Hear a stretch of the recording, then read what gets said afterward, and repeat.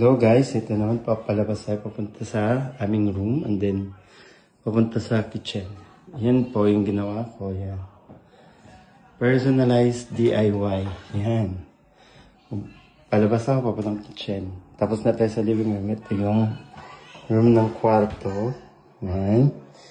Ginawa ko lang din yan. Yan. Ito yung mirror. Yan. Yan. Ito yung room namin. Dito kami natulog. Yan, ito. Ginawa ko lang. DIY. Ito naman yung sa bathroom. Ginawa ko lang din yan. Perfect. Yan. Ito sa office room.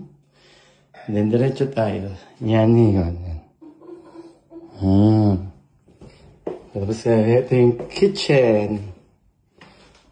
Yan. Yan yung kitchen, guys. Ito, ginawa ko lang for it's DIY. Yan.